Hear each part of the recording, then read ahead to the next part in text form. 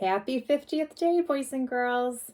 I'm going to help you complete your 50th book. It says, hooray, hooray, it's the 50th day. You're the Hero always brings us these little math books to do with our tally marks and our 10 frames. So I just want to go ahead and help you because 50, it's starting to get harder. Each number that gets bigger, we have more and more tally marks to write. So I'm going to go through and show you how to do this at home. So as usual, on our first page, boys and girls, this is just a quality coloring page. Color in the 5 and color in the 0. And you can also color in 0 the hero. Use quality coloring for that. And then I'm going to walk you through the pages here. This is our tally mark page. Now it starts to get trickier when we get to day 50. We're not in the classroom for Miss Wendy to help you, so you might need somebody at home to help you with this one because it's a little bit trickier. Before, when we were doing our other numbers like day 30 and day 40, there were lines that you could trace that kind of helped you do your tally marks. But now they want you to do it all by yourself. So let me go ahead and show you at home. I'm going to zoom in right in here. So we always say, when we hear a little saying for tally marks, is 1. So what you're going to do is you're going to start at the top where there's a dot. You're going to draw it down. You're going to go 1, 2, 3, 4. So I did 4 tally marks. And now the tricky thing with this is don't go all the way down to the bottom. You see how there's these dots down here? This is going to be for a different set of tally marks. This is always tricky in class. So just make them kind of short. You're going to make 4 lines. 1, 2, 3, 4. And then number 5 shuts the door, which means you're going to go across.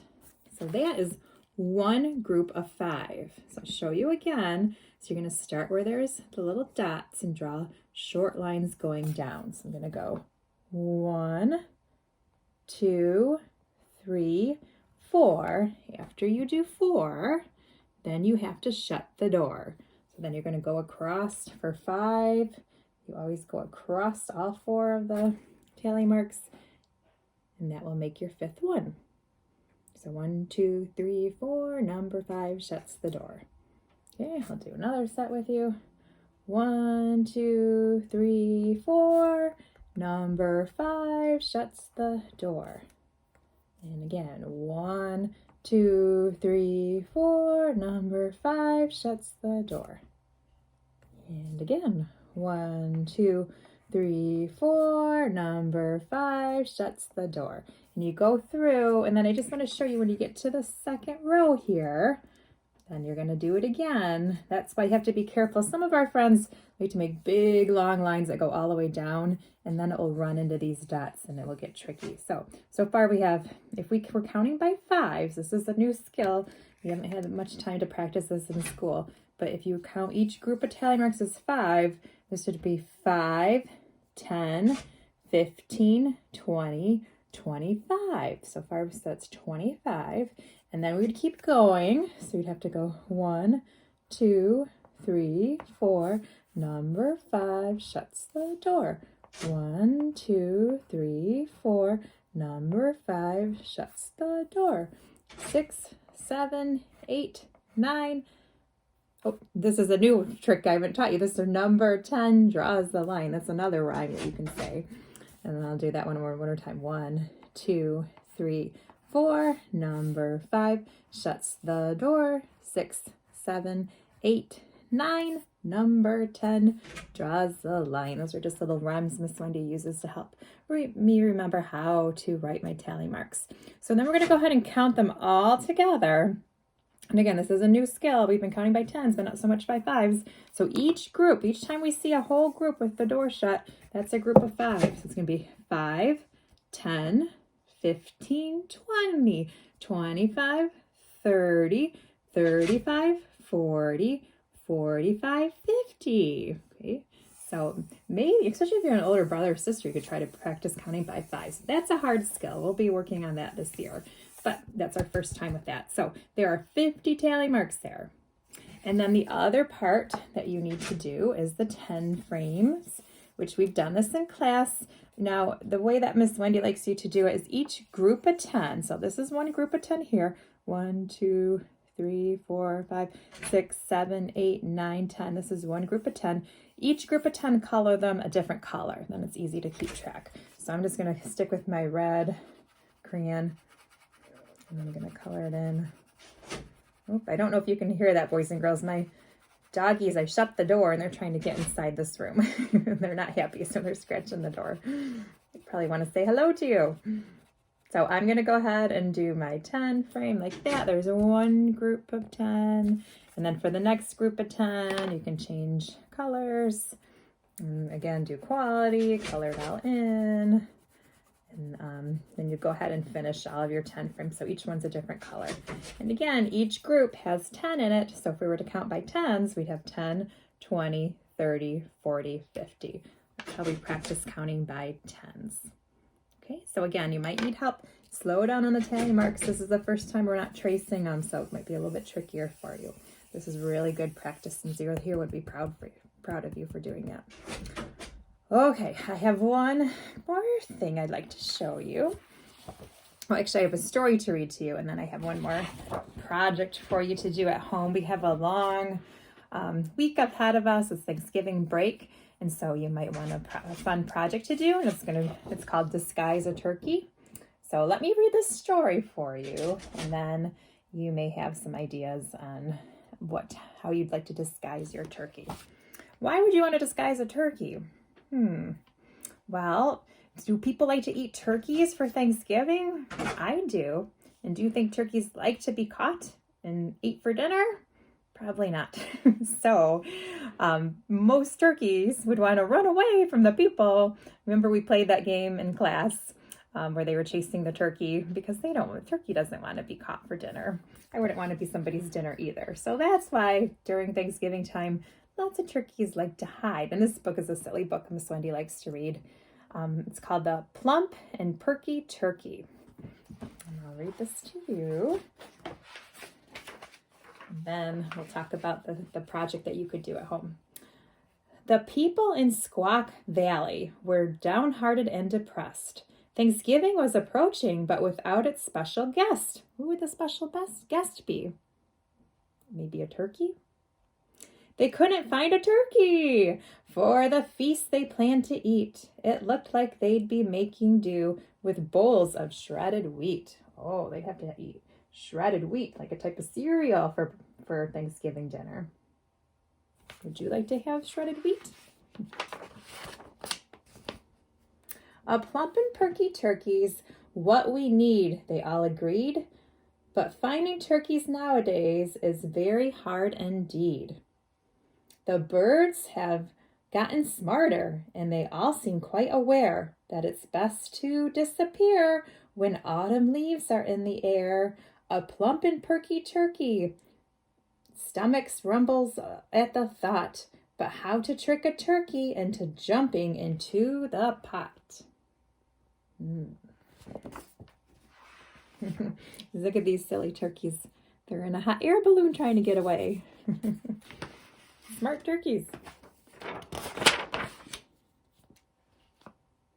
Then Ebenezer Beezer had a thought pop in his head. If we can't find a turkey, let's have one find us instead. We could hold an arts and craft fair, he declared with a wink and a grin. A fair with one grand turkey prize that all of us could win.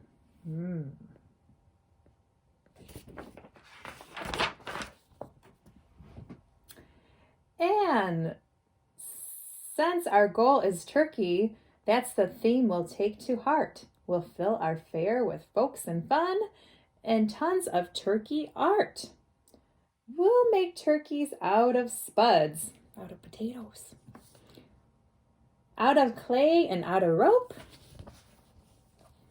We'll make turkeys out of oatmeal, out of paper and out of soap. Look at all those different kinds of turkeys.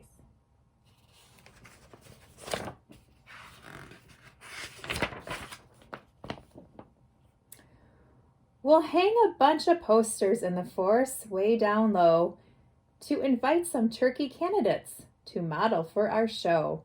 Why, even turkeys understand, as everybody knows, you can't make a turkey art without a turkey there to pose. So they're wanting models, turkeys to model for their arts and crafts. The people in Squaw Valley held a poster jamboree. They plastered their creations onto every single tree. Model wanted a plump and perky turkey for the Squaw Valley Art Show. Now it happened in Squaw Valley lived a turkey known as Pete. He was cocky, he was clever, and he really liked to eat. While he strutted through the forest, plump and perky through the pines, he was startled and intrigued by all those interesting signs. With a proud and jaunty gobble, he gave out a hearty cry, "A plump and perky turkey! Why, I am sure to qualify."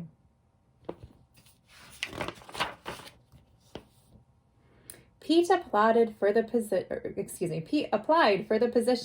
and he strutted plump and proud. He could hardly wait to model for the large and eager crowd.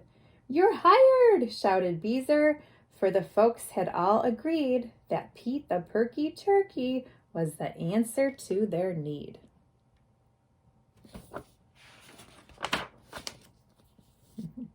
There he is modeling. It was the night before Thanksgiving when Pete posed to do his part, and the artsy-craftsy townsfolk started making turkey art.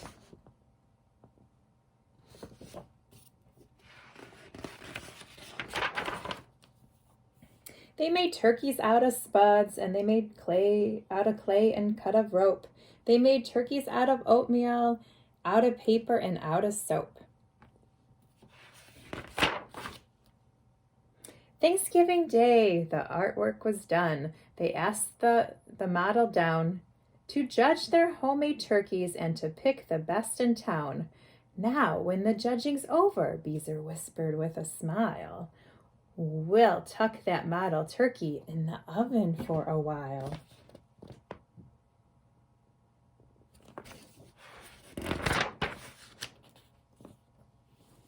Pete judged each piece of artwork.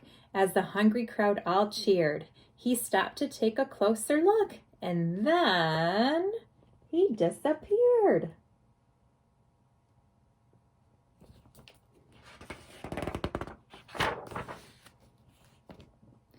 There were turkeys made of spuds, there were turkeys made of rope, there were turkeys made of paper, and turkeys made out of soap. The room was full of turkeys and a wall-to-wall collage. For a clever bird like Pete, it was the perfect camouflage. So it was hard to find the real turkey. Can you see the real turkey in that picture? So many pretend turkeys.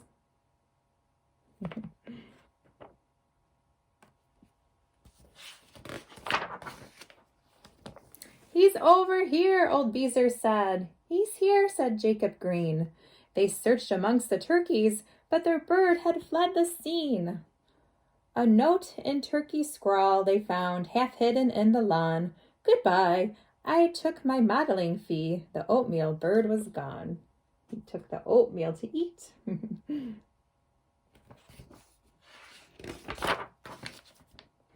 The people in Squaw Valley were left feeling rather blue.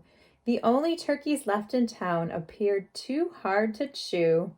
"Oh, well," said Beezer brightly, as they gathered round to eat. "Right now, at least, I'm thankful that we still have shredded wheat."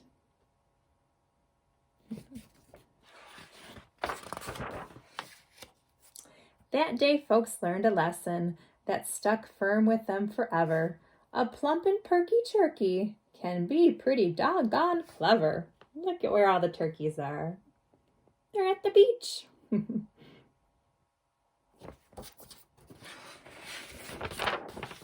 The end.